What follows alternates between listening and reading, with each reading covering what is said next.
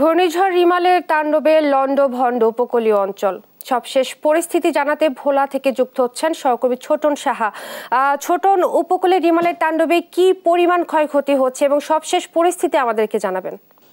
ইশরাত, যেমনটি বলছিলেন, গত রোববার এবং সোমবার টানা 2 দিনই কিন্তু উপকূলের উপর দিয়ে বলা যায় তাণ্ডব চালিয়ে গেছে ঘূর্ণিঝড় রিমাল, এবং যার প্রভাবে বলা যায় যে একেবারে উপকূলের অবস্থা লন্ডভন্ড। এবং আমরা যেমনটি প্রাথমিক যে তথ্য পেয়েছি জেলা প্রশাসনের পক্ষ থেকে, সেখান থেকে যেমনটি বলা হয়েছে 2000 ঘর কিন্তু সম্পূর্ণ বিধ্বস্ত হয়েছে এবং 5000-এর অধিক ঘর কিন্তু আংশিক ক্ষতিগ্রস্ত হয়েছে। এবং এই ঝড়ের কিন্তু 3 জনের মৃত্যু হয়েছে সরকারিভাবে, তবে আমরা জানতে পেরেছি এই মৃত্যুর সংখ্যা বেড়েছে এবং এই মৃত্যুর সংখ্যা 4 জন হয়েছে বলে আমরা এমনটি জানতে পেরেছি। এবং অসংখ্য পুকুর ঘেরের মাছ কিন্তু ভেসে গেছে আমরা যেমনটি জেনেছি। এবং এই মুহূর্তে যে অবস্থা বিরাজ করছে, উপকূলের মানুষ কিন্তু ঘুরে দাঁড়ানোর প্রচেষ্টা করছে, কারণ আজকে সকাল থেকে আমরা দেখতে পাচ্ছি উপকূলে যে স্বাভাবিক অবস্থা সেটি ফিরে এসেছে, কিন্তু জনজীবনে এখনো স্বস্তি ফিরে আসেনি। যারা ক্ষতিগ্রস্ত রয়েছেন তারা কিন্তু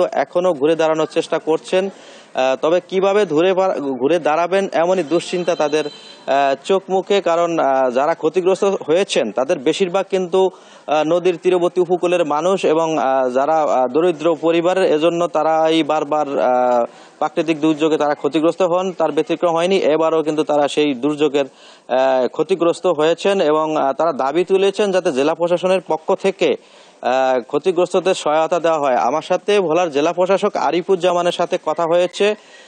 তিনি বলছিলেন ঘূর্ণিঝড়ে যারা ক্ষতিগ্রস্ত হয়েছেন এবং যে নিহত যে পরিবার রয়েছে তাদের জন্য নগদ 25,000 টাকা করে দেওয়ার কথা কিন্তু তিনি বলছেন, এবং যাদের ঘর বাড়ি বিধ্বস্ত হয়েছে তাদেরও ত্রাণ সহায়তা দেওয়ার কথাও কিন্তু তিনি জানিয়েছেন। আরেকটি তথ্য যুক্ত করতে চাই ইশরাত, গত 3 দিন ধরে কিন্তু ভোলায় বিদ্যুৎ সংযোগ বিচ্ছিন্ন রয়েছে এবং ইন্টারনেট সেবা বন্ধ রয়েছে, যে কারণে মানুষ কিন্তু যোগাযোগ করতে পারছে না। একই দিকে যেমনই ঝড়ের প্রভাবে মানুষের জনজীবনে বিপর্যয় নেমে এসেছে, ঠিক তেমনই ভাবে এই বিদ্যুৎ এবং ইন্টারনেট সেবা বন্ধ থাকার কারণে মানুষের দুর্ভোগ যেন আরো বহু গুণে বেড়ে গেছে। এবং যদিও বিদ্যুৎ অফিস থেকে চেষ্টা করা হচ্ছে যে এই বিদ্যুৎ সেবাটি চালু করার জন্য, কিন্তু সময় যত বাড়ছে মানুষের দুর্ভোগের মাত্রা কিন্তু অনেকটা বেড়েই চলছে।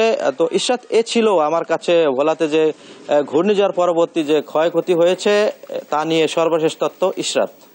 ছোটন, আপনাকে ধন্যবাদ। ভোলা থেকে রিমালের ক্ষয়ক্ষতি নিয়ে বলছিলেন সহকর্মী ছোটন সাহা।